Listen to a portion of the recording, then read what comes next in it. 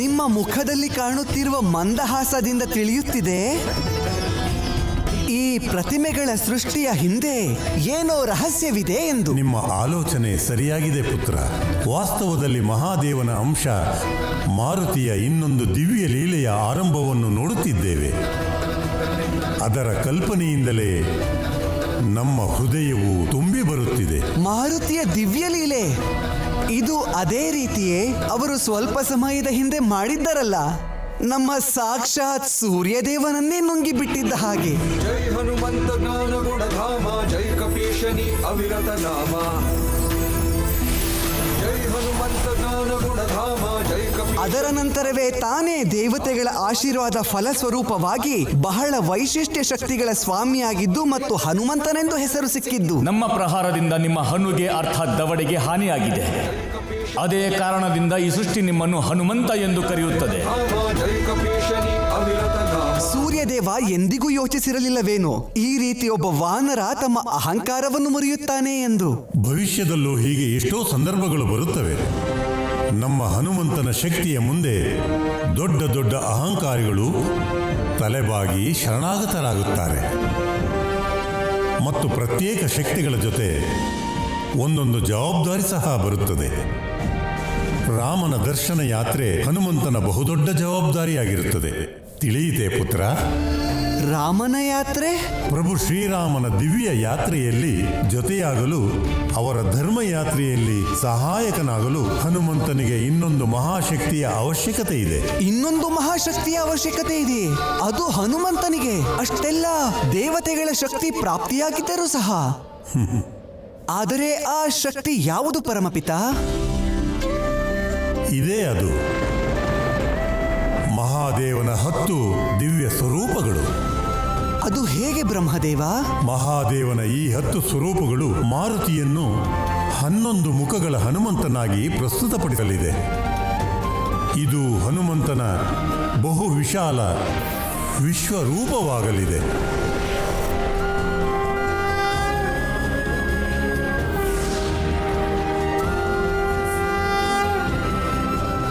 ರಾವಣನ ಎದುರು 11 ಮುಖಗಳ ಹನುಮಂತ. ನಾರಾಯಣ ನಾರಾಯಣ. ರಾವಣನಿಗೆ ಒಂದು ಭ್ರಮೆ ಇದೆ.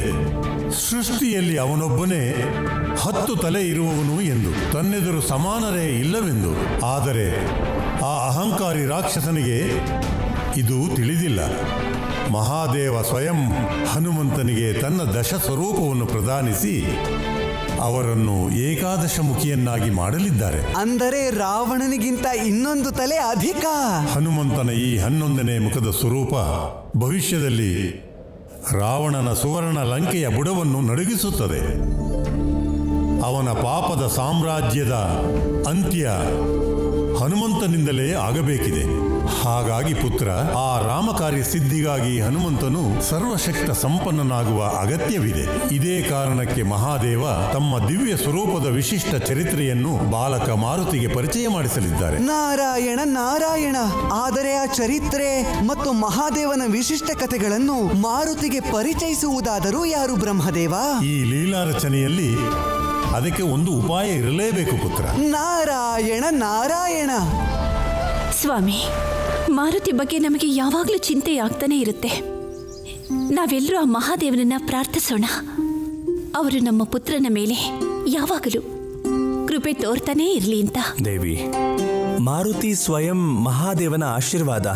ಮತ್ತೆ ಗೊತ್ತಿದೆ ಸ್ವಾಮಿ, ಆದ್ರೆ ಏನ್ ಮಾಡ್ಲಿ, ತಾಯಿ ಹೃದಯ ಅಲ್ವೇ. ನಡೀರಿ.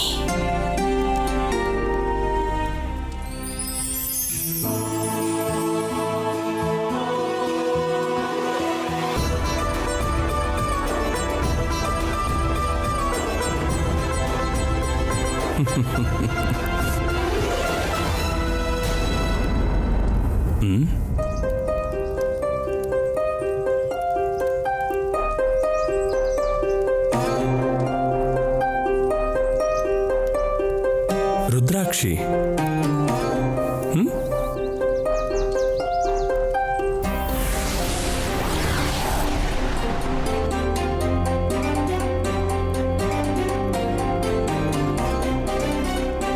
ಹತ್ತು ರುದ್ರಾಕ್ಷಿಗಳ ಆಶ್ಚರ್ಯ.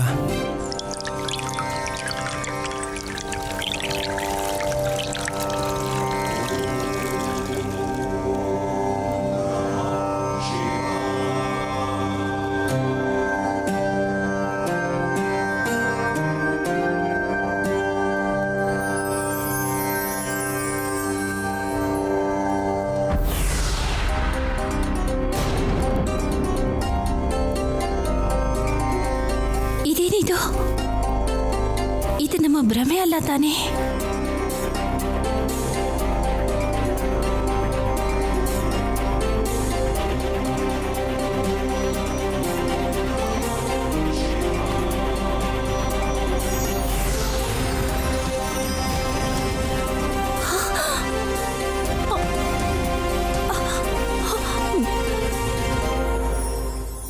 ಹೇ ಮಹಾದೇವ, ಇದೇನಿದು? ಹೀಗೇಕೆ ಚಮತ್ಕಾರವಾಗುತ್ತಿದೆ ಇಂದು? ದೇವಿ, ಸ್ವಾಮಿ, ಇಲ್ಲಿ ನೋಡಿ. ಇದು ರುದ್ರಾಕ್ಷಿಗಳು. ಒಂದಲ್ಲ ಎರಡಲ್ಲ, 10 ರುದ್ರಾಕ್ಷಿಗಳು. ಸ್ವಾಮಿ, ಇದೆಲ್ಲಿ ಸಿಕ್ತು ನಿಮಗೆ? ಇವು ಅಂಗಳದಲ್ಲಿ, ಮರದ ಹತ್ತಿರ. ನಿಮಗೆ ವಿಶ್ವಾಸ ಬರುವುದಿಲ್ಲ. ಅಲ್ಲಿ ಒಂದೇ ರುದ್ರಾಕ್ಷಿ ಇತ್ತು. ನಾವು ಅದನ್ನು ಕೈಗೆತ್ತುಕೊಂಡ ಮೇಲೆ ಇನ್ನೂ 9 ರುದ್ರಾಕ್ಷಿಗಳು ಪ್ರತ್ಯಕ್ಷವಾದವು. ಸ್ವಾಮಿ, ಬೇರೆ ಎಲ್ಲಾದ್ರೂ ಹೀಗಾಗಿದ್ದಿದ್ರೆ ನಮಗದರ ಬಗ್ಗೆ ವಿಶ್ವಾಸ ಮೂಡ್ತಾನೆ ಇರಲಿಲ್ಲ ಸ್ವಾಮಿ. ಆದರೆ ಇವತ್ತು ಇಲ್ಲಿ ನಮ್ಮ ಜೊತೆಲೂ ಇದೇ ರೀತಿ ವಿಸ್ಮಯಕಾರಿ ಘಟನೆ ನಡೀತಾ ಇದೆ. ಅಂದರೆ ಹಾಗಂದ್ರೆ ನಮ್ಮ ಮಾರುತಿ ಹೆಸರಿನಲ್ಲಿ ನಾವು ಮಹಾದೇವನಿಗೆ ಏನೇ ಅರ್ಪಿಸ್ತಾ ಇದ್ರು ಅದು ಒಂದು ಪರಿವರ್ತನೆಯಾಗಿ 10 ಆಗ್ತಾ ಇದೆ. ಪ್ರಪ್ರಥಮವಾಗಿ ಈ ಹೂವು, ಆಮೇಲೆ ಈ ದೀಪಗಳು. ಸ್ವಾಮಿ, ಇದೆಂತಹ ಅಲೌಕಿಕವಾದ ಘಟನೆಗಳು!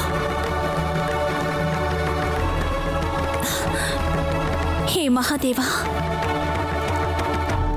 ನಡೀತಾ ಇರೋ ಈ ದಿವ್ಯ ಲೀಲೆಗಳ ಹಿಂದೆ ನಿಮ್ಮ ಇಚ್ಛೆ ಏನಾದರೂ ಇದೆಯೇ? ಹೇ ಮಹಾದೇವ, ಈ ಚಮತ್ಕಾರದ ಹಿಂದೆ ಏನಾದರೂ ಸೂಚನೆ, ದಿವ್ಯ ಸಂದೇಶವಿದೆಯೇ?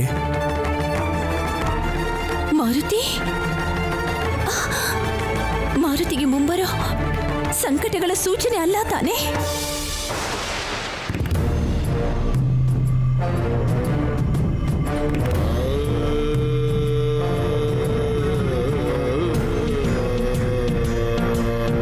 ನಿಮ್ಮ ಆಜ್ಞೆಯಂತೆ ಪ್ರಭು.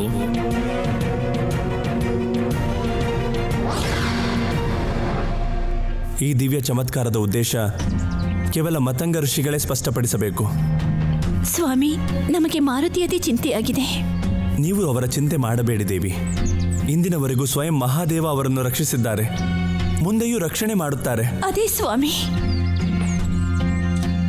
ಮಹಾದೇವನ ಪೂಜೆ ಮಾಡುತ್ತಿದ್ದಾಗ ಈ ಘಟನೆಗಳು ನಡೆದದ್ದು. ಎಲ್ಲಿಯಾದ್ರೂ ನಮ್ಮಿಂದ ಏನಾದ್ರೂ ಅಪರಾಧ ಆಗೋಯ್ತಾ ಅಂತ ಅನಿಸ್ತಾ ಇದೆ. ಆ ಮಹಾದೇವ ನಮ್ಮ ಮೇಲೆ ಏನಾದರೂ ಮುನಿಸಿಕೊಂಡಿಲ್ಲ ತಾನೇ? ದೇವಿ, ನಿಮ್ಮ ಭಕ್ತಿ ದೋಷವಿಲ್ಲದ್ದು. ಹಾಗೂ ಮಹಾದೇವ ದಯಾಮಯಿ, ಕರುಣೆಯ ಸಾಗರ. ಸಣ್ಣ ತಪ್ಪುಗಳನ್ನು ಅವರು ಪರಿಗಣಿಸುವುದಿಲ್ಲ. ಆದ್ದರಿಂದ ನೀವು ಆತಂಕ ಪಡುವ ಅವಶ್ಯಕತೆ ಇಲ್ಲ.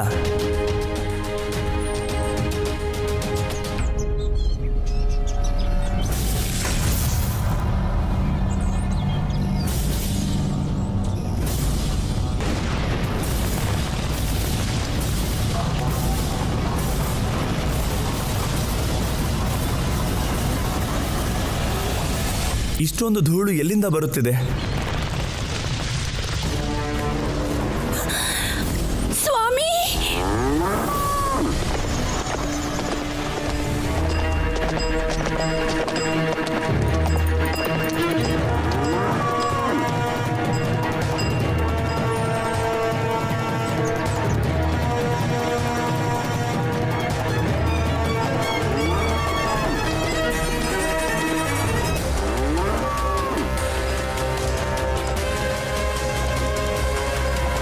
ಹರ ಹರ ಮಹಾದೇವ. ಬೇಡಿ ಸ್ವಾಮಿ.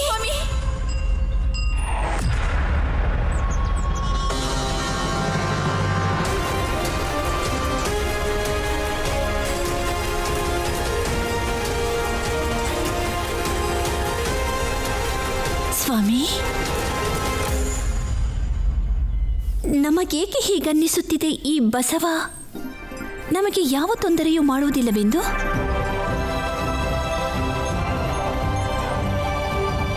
ನೋಡಿದ್ರ ಸ್ವಾಮಿ, ನನಗನ್ನಿಸ್ತಾ ಇದೆ ಇದರ ಆಗಮನ ಯಾವುದು ಸಂದೇಶ ಹೊತ್ತು ತಂದಿದೆ ಅಂತ. ಇದು ನಮಗೆ ಏನು ಹೇಳಬೇಕು ಅಂತ ಬಂದಿದೆ. ಅದ್ಭುತ. ನೀವು ಇದರ ಮನಸ್ಥಿತಿಯನ್ನು ಸಹ ಅರ್ಥ ಮಾಡಿಕೊಂಡಿರಿ.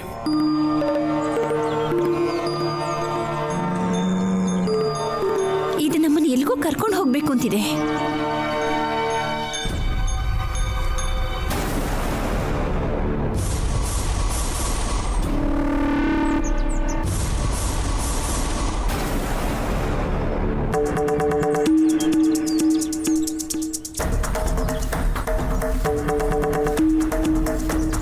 ಎಲ್ಲಿಯ ಬಸವ?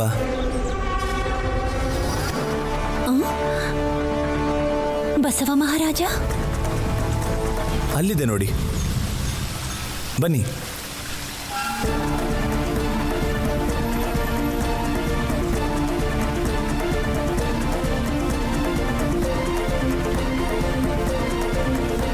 ಇಲ್ಲೊಂದು ಗುಹೆ ಇದೆಯೇ? ಇಲ್ಲಿ ಯಾರಿರಬಹುದು? ಸ್ವಾಮಿ, ನಾವು ಒಳಗೆ ಹೋದ್ರೆ ತಾನೇ ಏನಂತ ಗೊತ್ತಾಗುತ್ತೆ. ನಿಲ್ಲಿದೇವಿ, ನಮಗೆ ಈ ಜಾಗ ಸುರಕ್ಷಿತವೆನಿಸುತ್ತಿಲ್ಲ. ಒಳಗಡೆ ಯಾರಾದರೂ ಸಂಕಟದಲ್ಲಿದ್ದಾರೋ ಏನೋ, ನಾವು ಅವರಿಗೆ ಸಹಾಯ ಮಾಡಬೇಕಿದೆ.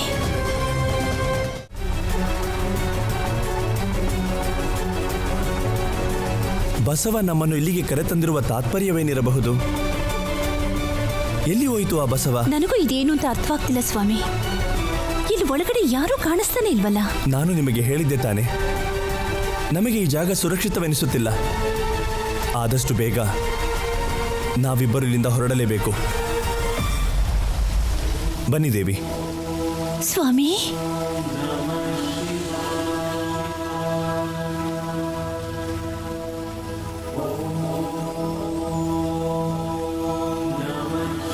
ಸ್ವಾಮಿ, ನಿಮಗೆ ಯಾವುದಾದ್ರೂ ಧ್ವನಿ ಕೇಳಿಸ್ತಾ ಇದೆಯಾ?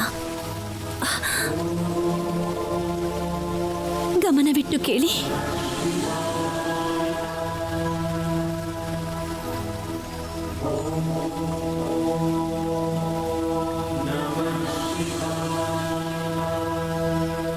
ಓಂಕಾರದ ಪವಿತ್ರ ಧ್ವನಿ. ಯಾವ ಸ್ಥಳದಲ್ಲಿ ಓಂಕಾರ ಪ್ರತಿಧ್ವನಿಸ್ತಾ ಇದೆಯೋ ಅದಕ್ಕಿಂತ ಸುರಕ್ಷಿತವಾದಂಥ ಸ್ಥಾನ ಇನ್ಯಾವುದು ಇರೋದಕ್ಕೆ ಸಾಧ್ಯ ಸ್ವಾಮಿ?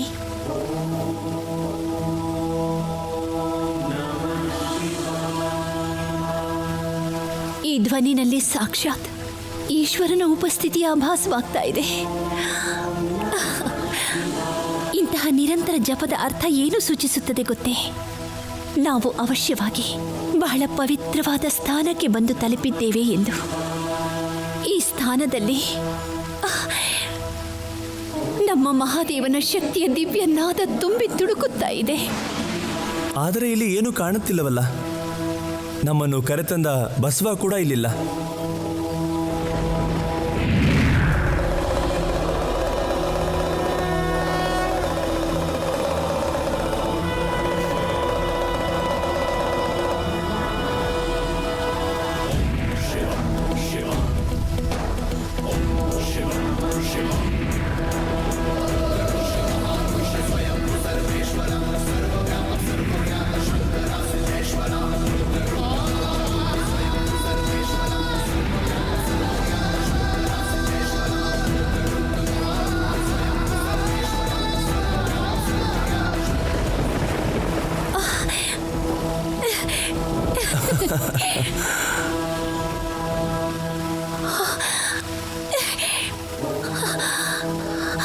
ಇದೆಲ್ಲ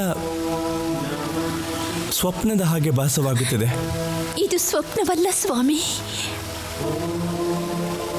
ಇದು ಚಮತ್ಕಾರ.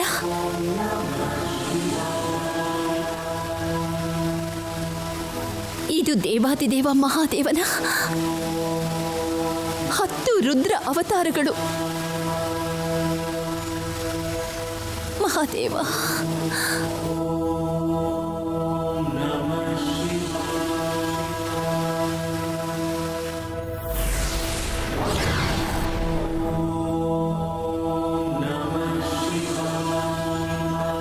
ಮೊದಲು ನಮಗೆ 10 ರುದ್ರಾಕ್ಷಿಗಳು ಸಿಕ್ಕಿದವು. ನಂತರ ನಿಮಗೆ ಪೂಜೆಯಲ್ಲಿ 10 ಹೂಗಳು ಸಿಕ್ಕವು.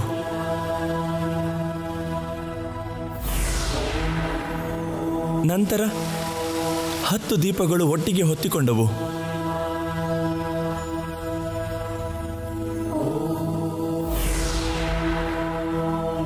ಎಲ್ಲವೂ ಒಂದೇ ಸೂತ್ರದಲ್ಲಿ ಬಂಧಿತವಾಗಿದೆ. ಇದೆಲ್ಲವೂ ಏನು ಅಂದ್ರೆ ನಮ್ಮ ಮಹಾದೇವನ ಮಾಯೆ. ಈ ರಹಸ್ಯವನ್ನು ತಿಳಿದುಕೊಳ್ಳಲು ಋಷಿ ಮತಂಗರ ಆಶ್ರಮಕ್ಕೆ ಹೋಗುತ್ತಿದ್ದೆವು. ಆದರೆ ವಿಧಿ ನಮ್ಮನ್ನು ಇಲ್ಲಿಗೆ ಕರೆತಂತು. ಆದರೆ ಮುಂದೇನು ದೇವಿ? ಇದಕ್ಕೆ ಉತ್ತರನೂ ಕೂಡ ಅದೇ ಕೊಡುತ್ತೆ. ವಿಧಿ ನಮ್ಮನ್ನು ಅದಕ್ಕಾಗಿಯೇ ಆರಿಸ್ಕೊಂಡಿದೆ. ಆ ವಿಧಿನೇ ನಮ್ಮ ಮಾರ್ಗದರ್ಶಕ.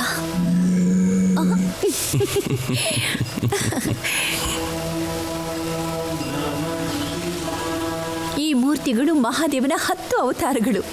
ಆದರೆ ನಮ್ಮನ್ನು ಇಲ್ಲಿ ಕರ್ಕೊಂಡು ಬಂದಿದ್ದು ಈ ಬಸವ ಮಹಾರಾಜ.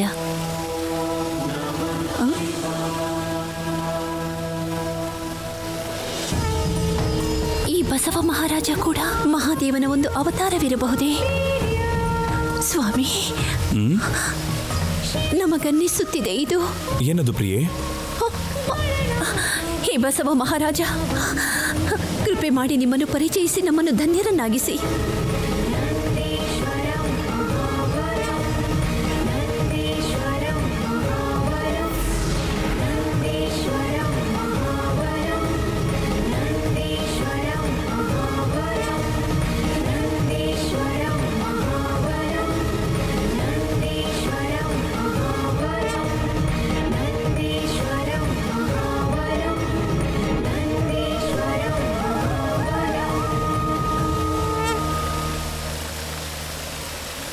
ಹೇ ನಂದೀಶ್ವರ ಮಹಾರಾಜ, ನಿಮ್ಮ ದರ್ಶನದಿಂದ ನಾವು ಕೃತಾರ್ಥರಾಗ್ಬಿಟ್ವಿ. ನಂದಿದೇವ, ನಮ್ಮನ್ನ ಈ ಗುಹೆ ಒಳಗೆ ಕರೆತಂದದ್ದು ಯಾವ ಉದ್ದೇಶದಿಂದ? ಲೋಕ ಕಲ್ಯಾಣಕ್ಕಾಗಿ ಮಹಾದೇವ ಆಜ್ಞೆ ಮಾಡಿದ್ದಾರೆ. ದೇವಿ ಅಂಜನಿ ಮಾರುತಿಯನ್ನು ಈ ದಿವ್ಯ ಗುಹೆಗೆ ಕರೆತಂದು ಅವರಿಗೆ ಮಹಾದೇವನ 10 ರುದ್ರಾವತಾರಗಳ ಕತೆ ಹೇಳಬೇಕು. ಈಗಿನಿಂದಲೇ ಮಾರುತಿಯ ಒಳಗೆ ಜ್ಞಾನ ಮತ್ತು ಧರ್ಮದ ಬೀಜ ಮೊಳಕೆಯೊಡೆದರೆ ಭವಿಷ್ಯದಲ್ಲಿ ಮಾರುತಿ ಹೊಸ ಇತಿಹಾಸ ಬರೆಯುತ್ತಾರೆ. ಹೌದೇ? ಏನು? ನಮ್ಮ ಪುತ್ರ ಮಾರುತಿ ಮುಂದೆ ಭವಿಷ್ಯದಲ್ಲಿ ವಾನರ ಕುಲದ ಕಳಶವಾಗುತ್ತಾರೆಯೇ? ಇದು ಅತ್ಯಂತ ಸಂತೋಷವಾದ ಸುದ್ದಿ. ಆದರೆ ನಾವು ಇದಕ್ಕೆ ಅಷ್ಟು ಯೋಗ್ಯರಾಗಿದ್ದೇವೆಯೇ? ಮಹಾದೇವನ 10 ಅವತಾರಗಳ ವರ್ಣನೆ ಮಾಡೋದಕ್ಕೆ ಇದಕ್ಕೆ ಸಾಗರದಷ್ಟು ಜ್ಞಾನದ ಅವಶ್ಯಕತೆ ಇರುತ್ತದೆ. ನಮ್ಮ ಜ್ಞಾನ ಒಂದು ಬೊಗಸೆಯಷ್ಟು ಮಾತ್ರ. ನಮಗನಿಸುತ್ತೆ ಇದಕ್ಕೆ ಋಷಿ ಮುನಿಗಳು ಜ್ಞಾನಿಗಳು ಸೂಕ್ತ ಅಂತ. ತಾಯಿಗಿಂತ ಗುರು ಇಲ್ಲ, ಬಂಧುವೂ ಇಲ್ಲ. ಇದು ಸರ್ವವಿದಿತ. ತಾಯಿಯೇ ಮಗುವಿನ ಮೊದಲ ಗುರುವಾಗಿರುತ್ತಾಳೆ. ಈಗ ನೀವೇ ಹೇಳಿ, ನಿಮಗಿಂತ ಶ್ರೇಷ್ಠ ಗುರು ಮಾರುತಿಗೆ ಎಲ್ಲಿ ಸಿಗುತ್ತಾರೆ? ಮತ್ತು ಜ್ಞಾನದ ಮಾರ್ಗ ಭಕ್ತಿಯಿಂದಲೇ ದೊರೆಯುತ್ತದೆ. ಹಾಗೂ ನಿಮ್ಮಂಥ ಪರಮ ಭಕ್ತರಿಂದ ಜ್ಞಾನ ಹೆಚ್ಚು ದೂರವಿರದು. ನೀವು ಕೇವಲ ಮಹಾದೇವನನ್ನು ಮನಸ್ಸಿನಲ್ಲಿ ಸ್ಥಾಪನೆ ಮಾಡಿ ಒಂದು ಬಾರಿ ಪವಿತ್ರ ಮನಸ್ಸಿನಿಂದ ಅವರ ಹೆಸರು ಹೇಳಿದರೆ ಸಾಕು. ನಂತರ ಆ ದಿವ್ಯ ಜ್ಞಾನ ಸ್ವತಃ ನಿಮ್ಮ ಬಳಿ ಬರುತ್ತದೆ. ಆಹಾ,